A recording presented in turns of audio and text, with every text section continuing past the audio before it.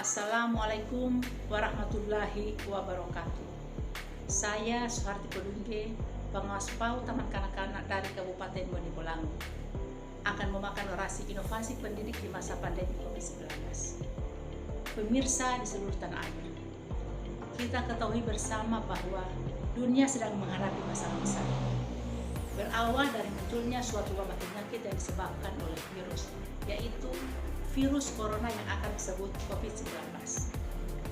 Hampir semua aspek kehidupan mengalami perubahan yang semakin hari semakin mengkhawatirkan, bahkan mendebarkan seluruh isi dunia. Sudah lebih dari setahun anak-anak Indonesia termasuk di pendidikan usia dini tidak melakukan pembelajaran tatap muka, yang berarti anak-anak kehilangan kesempatan belajar atau yang disebut dengan learning loss. Dunia perekonomian semakin lemah, hubungan sosial semakin menurun, yang menyebabkan kurangnya interaksi dan kepedulian terhadap sesama. Banyak dari mereka yang selama ini bekerja di kantor atau tempat lain harus bekerja dari rumah, dan banyak pula yang terpaksa kehilangan pekerjaan atau beralih profesi. Pandemi COVID-19 telah memberi kita begitu banyak pelajaran, tidak hanya tentang upaya memutus mata rantai penularannya, tapi bagaimana anak kita tetap belajar dan bagaimana guru berkreasi memanfaatkan teknologi dalam proses belajarnya.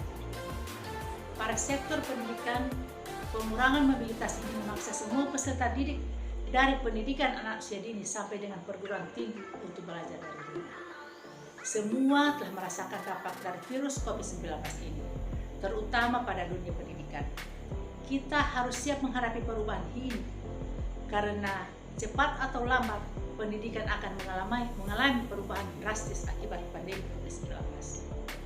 Akibat dari perubahan sebagai akibat dari pandemi COVID-19, banyak kebingungan yang dialami oleh anak, pendidik, dan orang tua. Pembelajaran sebelumnya dilakukan secara tatap muka, tiba-tiba harus berubah menjadi jarak jauh tanpa persiapan apapun. Sehingga sebagian orang tua tidak mampu membantu anaknya belajar dari rumah. Jika pandemi ini berlangsung terus-menerus, akan mengakibatkan hilangnya kesempatan belajar dan anak bisa mengalami ketertinggalan perkembangan. Dilihat dari aspek penilaian, 5 aspek perkembangan anak yang menurun. Ini disebabkan beragam kebutuhan esensial yang harus dipenuhi pada anak usia dini menjadi berkurang, seperti rangsangan pendidikan, kesehatan dan gizi, pengasuhan, perlindungan, dan kesejahteraan. Juga kurangnya interaksi langsung antara guru dan anak, otomatis berkuranglah internalisasi nilai-nilai karakter yang semestinya harus ditanamkan seorang guru dalam diri anak. Ini akan mengakibatkan degradasi moral pada anak, karena tugas seorang guru bukan hanya mengajar, mentransferkan ilmu pengetahuan saja, tetapi seorang guru juga dituntut untuk mendidik, pembentukan akhlak dan karakter anak. Namun, hal ini tidak boleh mematahkan semangat guru dalam menjalankan tugasnya sebagai pendidik. Tidak boleh mematahkan semangat siswa dalam belajar. Pandemi COVID ini tidak boleh mematahkan semangat dan harapan kita semua. Alhamdulillah, dari Kementerian Pendidikan dan Kebudayaan melalui Direktorat Pendidikan Anak Usia Dini menyelenggarakan bimbingan teknik bagi guru, mitra, penilik, dan pengawas PAUD tentang pelaksanaan belajar dari rumah.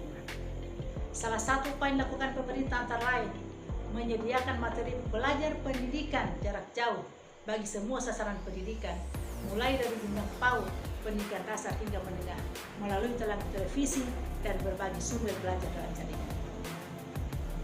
Namun dalam implementasinya, pelaksanaan pendidikan jarak jauh tidak selalu berjalan mulus, khusus dalam pendidikan usia dini.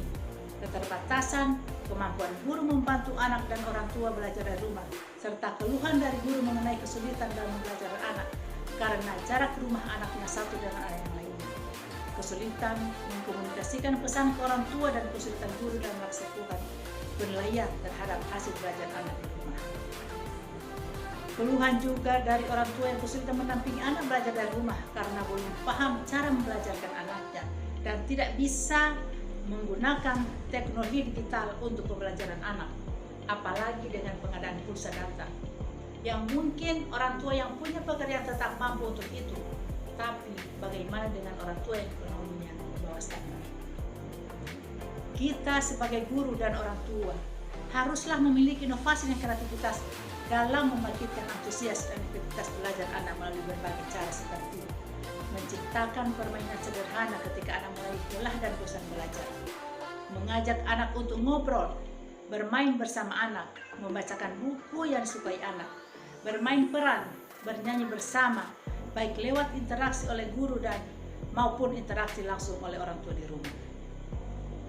Dengan berangsur-angsur pandemi COVID-19 mulai menghilang, maka disusul dengan amanah surat keputusan bersama 4 menteri tentang pembelajaran tatap muka terbatas dengan menerapkan protokol kesehatan, sehingga beban dan kehadiran pendidik dan orang tua sudah berkurang.